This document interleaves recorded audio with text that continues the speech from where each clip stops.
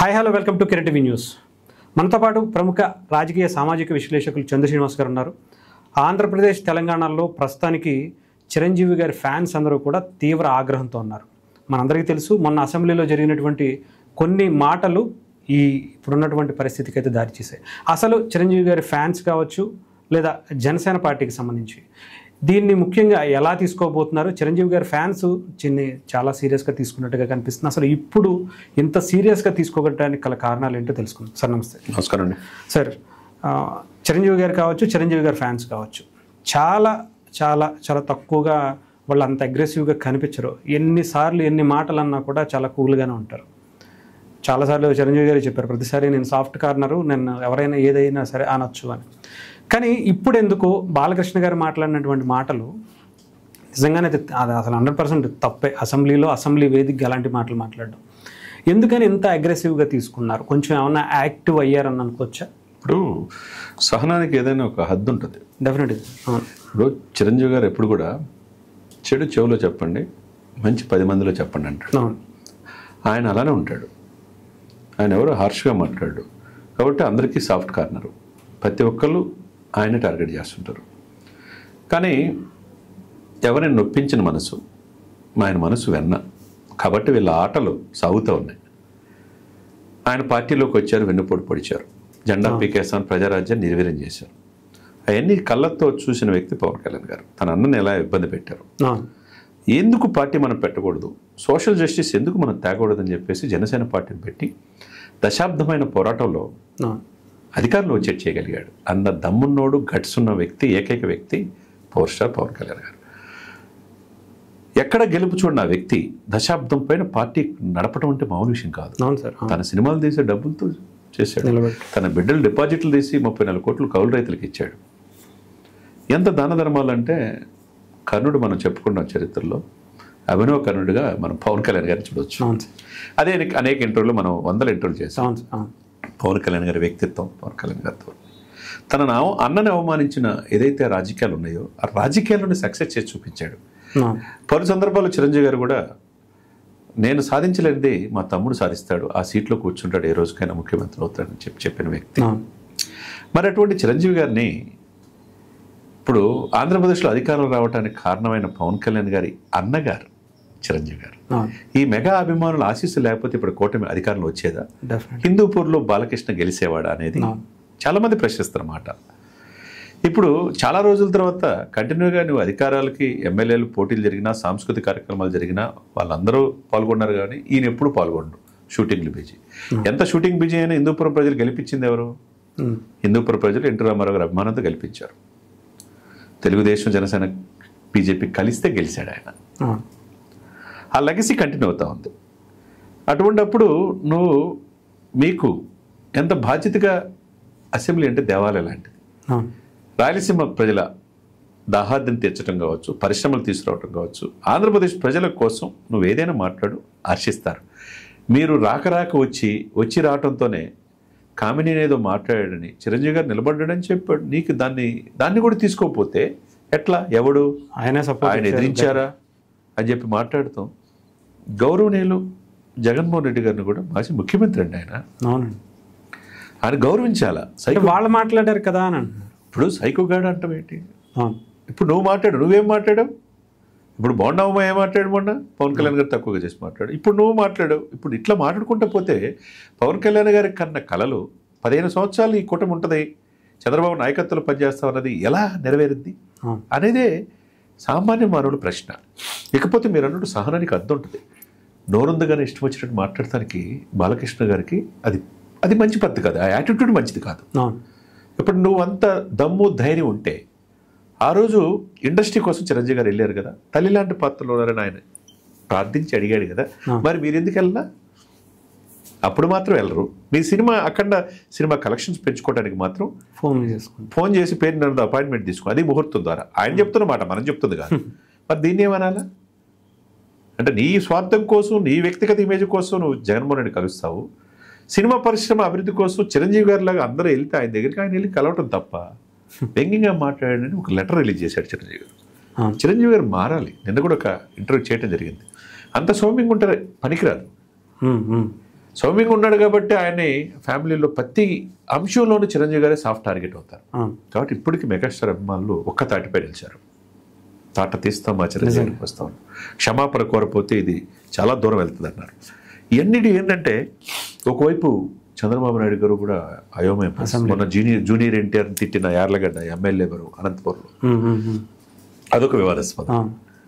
ఇప్పుడు జూనియర్ ఎన్టీఆర్ కూడా ఇదే ఫ్యామిలీ కదా, ఆయన తిట్టి వివాదం అయిపోయింది. కొంతమంది లైంగిక వేధింపుల్లో ఎక్కువ కనపడుతున్నారు ఎమ్మెల్యేలు. తర్వాత ఇకపోతే నిన్న జరిగిన పరిణామంలో బాలకృష్ణ స్వయంగా వాళ్ళ బావమంతా అట్లా మాట్లాడిన తీరు, ఎమ్మెల్యేలు ఇష్టం వచ్చినట్టు మాట్లాడటం కరెక్ట్ కాదు అని ఆయన కూడా చెప్పిన. ఇవన్నీ చూస్తూ ఉంటే భావ ప్రకటన స్వేచ్ఛ అండి హరీష్ గారు. మీకు నాకు ఆర్టికల్ 14, ఆర్టికల్ 21, ఆర్టికల్ 17 ఉంటాయి. ఏదైనా ఎలిగేషన్ వచ్చినప్పుడు ఏదైనా నువ్వు కన్నగడ సహేతుకు కంటే నువ్వు మాట్లాడచ్చు. ఆరోపణ నువ్వు చేసేటప్పుడు సహేతుకు ఉండాలి. గుడ్డ కాల్చి నెత్తి మీద వేయకూడదు. రేపు నీకు వస్తే అవును సార్ నిజమే. ఎందుకంటే ఇప్పుడు గతంలో వైఎస్ఆర్సీపీ చేసింది అదే కదా చేసింది. పరిస్థితి ఏంటి? ఇప్పుడు పరిస్థితి ఆలోచించుకోవాలా. వ్యక్తిగత కారణం ఎప్పుడు కూడా ఎవరి జీవితంలో అది మంచి పద్ధతి కాదు. సహేతుకు రాజకీయాలు అందరూ అబ్జర్వ్ చేస్తుంటారు. ఇప్పుడు బాలకృష్ణ గారిని మొత్తం కంప్లీట్గా 99% ఎందుకు వ్యతిరేకిస్తున్నారు? అసలు నువ్వు వచ్చింది ఏంది, నువ్వు చేసింది ఏంది, చిరంజీవిని విమర్శించే స్థాయి మీది అంటున్నారు. చిరంజీవి గారు ఘాటు గారిని లెటర్ రాశాడు. అంటే చిరంజీవి గారు కూడా ఒక స్టాండ్, అభిమానులు బాధపడుతున్నారే మా కోసం నిలబడిన అనేది కూడా వాళ్ళు కూడా ఆలోచించుకోవాలి. పోనీలే వాళ్ళ పాపం వాళ్ళు పోతారనే పాపం ఆయన క్షమించే మనస్తత్వం అయింది. ఆయన తప్పు కాదు అది, ఆయన స్వతహాగా. ఎందుకంటే ఒక కానిస్టేబుల్ కొడుకు, ఒక మధ్యతరగతి మిడో మధ్యతరగతి ఇది తన తండ్రి కష్టం చూసినాడు, తన అన్నదమ్ముల్ని ముందు తీసుకెళ్ళినాడు, తన ఫ్యామిలీ నుంచి 8 మంది హీరోలు తయారు చేసినాడు.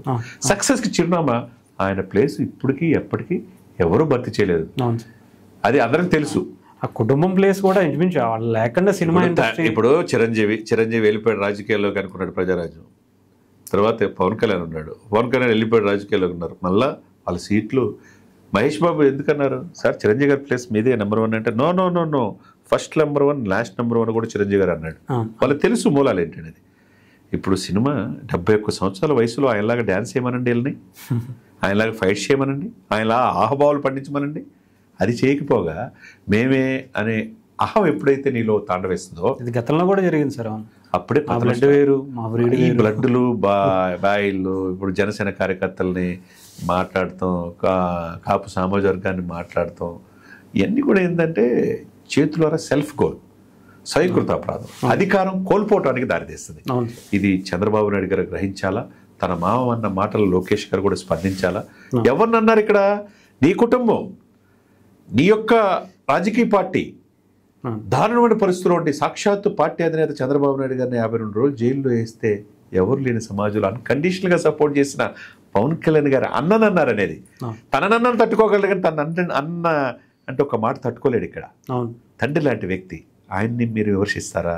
వాళ్ళ స్థానం ఎక్కడ? వాళ్ళిద్దరు చేతులు పైకెత్తి మోదీ గారు ఈ దేశానికి వీళ్ళిద్దరు అన్నదమ్ములు కావాల్సిన వాళ్ళని ఇండికేషన్ మీకు తెలియదా? అది తట్టుకోలేని తత్వమా? కట్ చేసి వాళ్ళు ఎప్పుడైనా సమాజం కోసం సేవ చేస్తుంటారు తప్పితే, ఇదే చిరంజీవి గారు 24 క్రాఫ్ట్స్కి 6 మాసాలు నిత్యావసర వస్తువులు ఇచ్చారు, రెమెడీస్ ఇంజెక్షన్స్ ఇచ్చారు, వేలాది మందిని బతికిచ్చారు సార్, బ్లడ్ ఇచ్చారు, కంటి చూపు ప్రసాదించారు. ఇది కూడా కనపట్లేదా? మీరు దాన ధర్మాలు చేయరు.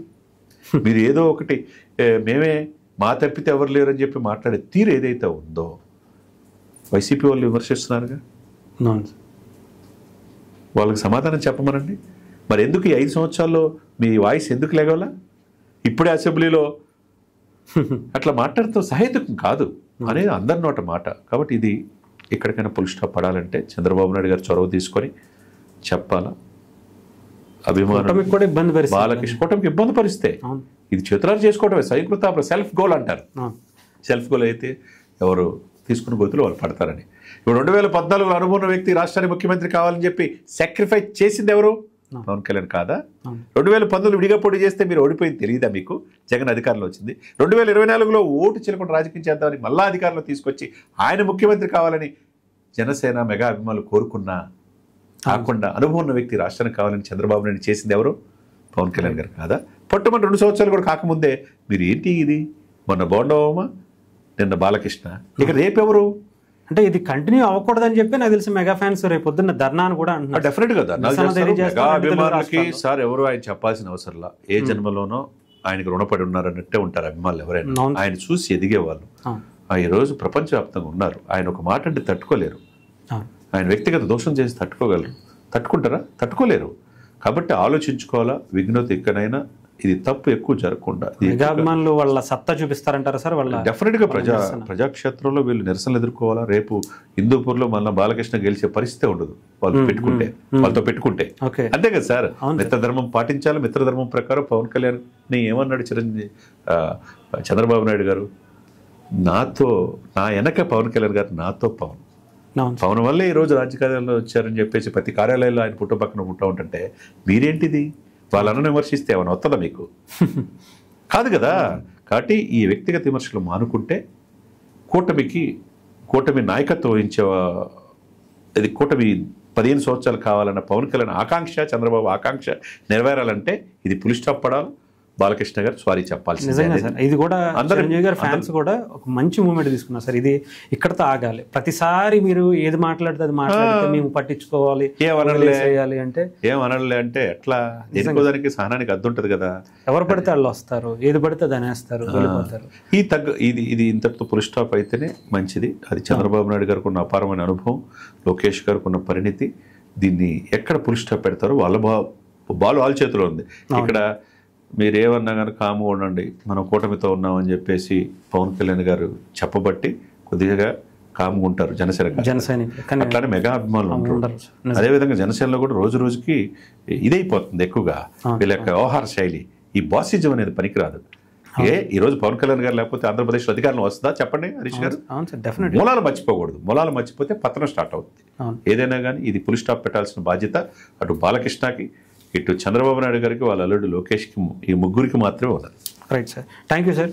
సో ఇదండి, రేపైతే చిరంజీవి గారి అభిమాన సంఘాలన్నీ కూడా ఉధృతంగా నిరసనలు తెలియజేస్తా ఉన్నారు, అటు బాలకృష్ణ గారికి అటు టీడీపీకి సంబంధించిన దానికి కూడా. సో డెఫినెట్గా ఒక మంచి మూమెంట్ అయితే తీసుకొచ్చారు. ప్రతిసారి మేము తగ్గి మీరు అన్న మాటలు పడాల్సినటువంటి అవసరం లేదు. ఇక నుంచి చిరంజీవి గారి అభిమానులు అంటే ఏంటో చూపిస్తాం అనుకునే రేంజ్లో అయితే వాళ్ళు సన్నాహాలు చేసుకుంటున్నట్టుగా తెలుస్తుంది. Thank you sir, thank you so much.